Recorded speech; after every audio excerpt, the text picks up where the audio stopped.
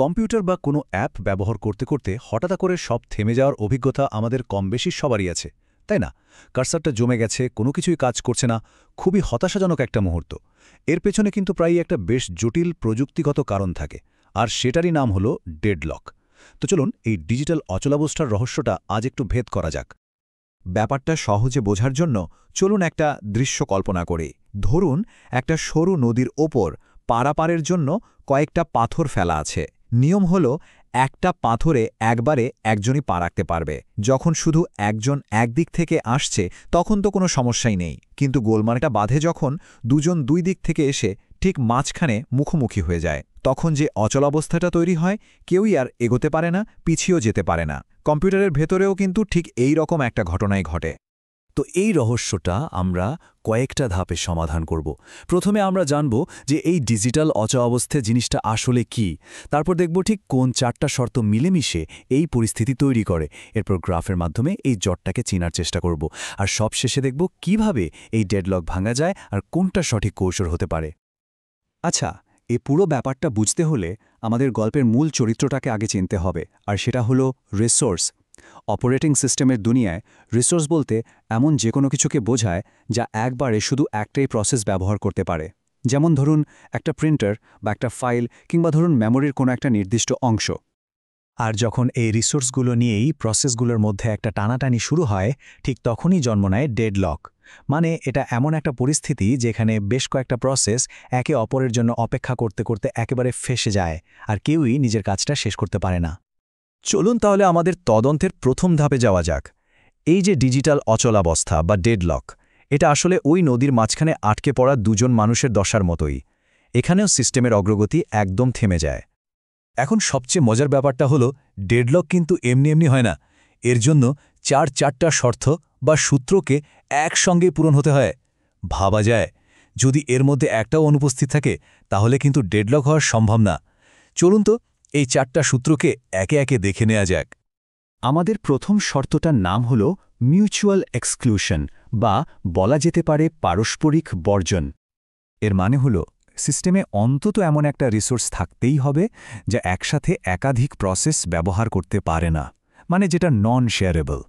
আমাদের নদীর উপমাটার কথা ভাবুন, ওখানে প্রত্যেকটা পাথরই কিন্তু একটা নন শেয়ারেবল রিসোর্স, কারণ একটা পাথরে তো একবার একজনই পা রাখতে পারে।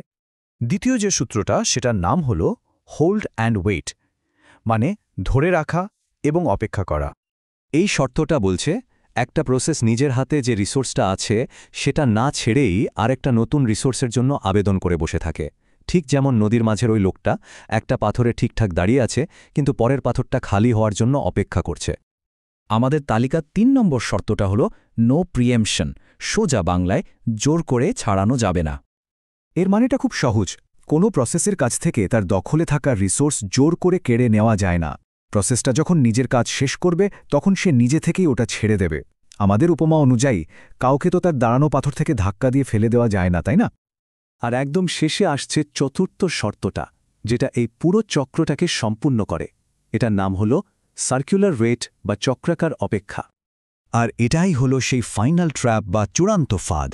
এখানে এমন একটা চক্র তৈরি হয় যেখানে প্রথম প্রসেসটা অপেক্ষা করে দ্বিতীয়টার রিসোর্সের জন্য, দ্বিতীয়টা অপেক্ষা করে তৃতীয়টার জন্য, আর একদম শেষের প্রসেসটা আবার ফিরে এসে অপেক্ষা করে সেই প্রথম প্রসেসটার রিসোর্সের জন্য। আমাদের নদীর উপমায় ব্যাপারটা ঠিক এই রকম। পূর্বের লোকটা পশ্চিমের লোকটার জন্য অপেক্ষা করছে, আর পশ্চিমের লোকটা পূর্বের লোকটার জন্য। কে খাও, কেউই আর এক পাও নড়তে পারছে না। বেশ, এখন তো আমরা চারটা সূত্রই জেনে গেলাম। চলুন এবার দেখি ইঞ্জিনিয়াররা কিভাবে এই জটিল পরিস্থিতিটাকে একটা ছবির মাধ্যমে তুলে ধরেন। এর জন্য তারা একটা জিনিস ব্যবহার করেন যার নাম রিসোর্স অ্যালোকেশন গ্রাফ। এটাকে আমরা আমাদের তদন্তের এভিডেন্স বোর্ড হিসেবেই ভাবতে পারি। এই গ্রাফটা বোঝা কিন্তু খুবই সোজা।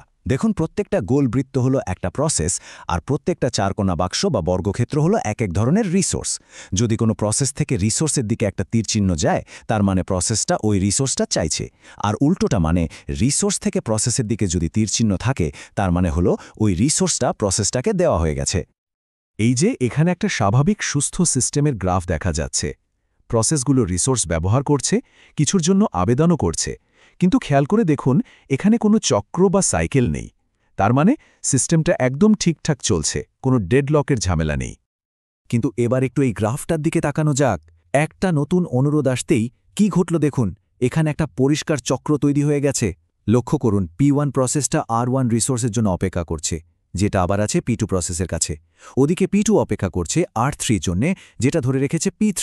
আর সবশেষে P3 ফিরে এসে অপেক্ষা করছে R2 রিসোর্সের জন্যে, যেটা কিনা P1 বা P2র দখলে। এই যে একটা গোলকধাঁধার মতো বৃত্তাকার শেকল তৈরি হলো, এটাই হলো সেই সার্কুলার ওয়েট। এখানে কেউ কাউকে ছাড়বে না, আর তার ফলেই পুরো সিস্টেমটা একদম স্থবির, ডেডলক নিশ্চিত। তবে এখানে একটা খুব গুরুত্বপূর্ণ ব্যাপার আছে। গ্রাফে চক্র থাকা মানে কিন্তু সবসময় ডেডলক নয়।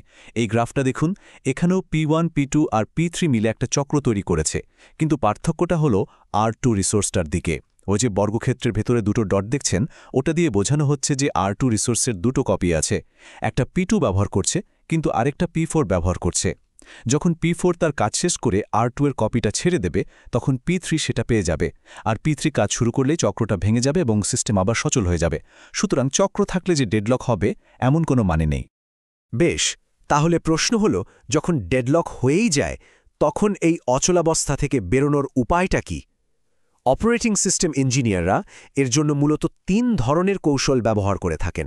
এগুলো হলো প্রিভেনশন বা প্রতিরোধ, অ্যাভয়েডেন্স বা পরিহার, এবং ডিটেকশন ও রিকভারি মানে শনাক্তকরণ ও পুনরুদ্ধার। প্রতিরোধ বা প্রিভেনশন হল সবচেয়ে কড়া পদ্ধতি। এর লক্ষ্য হল ডেডলকের ওই 4টে শর্তের যে কোনো একটাকে শুরুতেই ভেঙে দেওয়া, যাতে ডেডলক হওয়ার কোনো সম্ভাবনাই না থাকে। অনেকটা শহরে ট্রাফিক জ্যাম এড়াতে রাস্তায় বন্ধ করে দেওয়ার মতো কার্যকরী, কিন্তু খুব একটা সুবিধাজনক না। অ্যাভয়েডেন্স বা পরিহার কৌশলটা আরেকটু বুদ্ধিমানের মতো কাজ করে।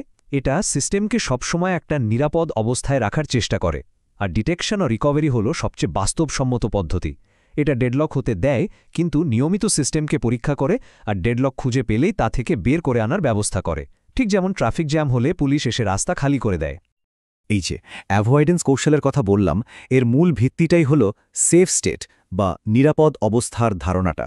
ভাবুন তো, সেফ স্টেট হল দাবা খেলার এমন একটা চাল যেখান থেকে এটা নিশ্চিত যে কোনো না কোনোভাবে জেতা যাবেই। সিস্টেম এমনভাবে রিসোর্স দেয় যাতে সে সবসময় এই জেতার মতো অবস্থায় থাকে। অন্যদিকে আনসেফ স্টেট বা অনিরাপদ অবস্থা মানেই কিন্তু ডেডলক নয়।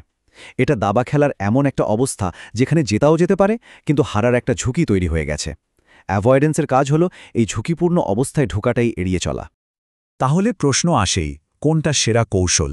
সত্যি বলতে কি, আধুনিক অপারেটিং সিস্টেমগুলো কোনো একটা নির্দিষ্ট কৌশলের ওপর নির্ভর করে না। আর সবচেয়ে মজার ব্যাপার হলো, আমাদের প্রতিদিনের ব্যবহার করা কম্পিউটারগুলো যেমন উইন্ডোজ বা ম্যাকওস বেশিরভাগ ক্ষেত্রেই ডেডলক সমস্যাটাকে একরকম এড়িয়েই চলে। কারণ কি? কারণ প্রিভেনশন বা অ্যাভয়েডেন্স প্রয়োগ করতে গেলে সিস্টেমের গতি অনেক কমে যেতে পারে, যা আমাদের কারোরই ভালো লাগবে না। তাই সিস্টেম ডিজাইনাররা মনে করেন মাঝে মধ্যে সিস্টেম হ্যাং করলে রিস্টার্ট করে নেওয়াটা সারাক্ষণ একটা ধীর গতির কম্পিউটারে কাজ করার চেয়ে ভালো। সবশেষে একটা প্রশ্ন কিন্তু থেকেই যায়। আজকের এই যে এত জটিল আর একে অপরের সাথে জুড়ে থাকা ডিজিটাল দুনিয়া, এখানে ডেডলকের ঝুঁকিটা কি শুধুই একটা ইঞ্জিনিয়ারিং সমস্যা যা পুরোপুরি সমাধান করা সম্ভব, নাকি এটা কম্পিউটিংয়ের এক মৌলিক বাস্তবতা যার সাথে নিখুঁত সমাধানের চেয়েও দক্ষতার সাথে মানিয়ে চলাটাই আসল চ্যালেঞ্জ?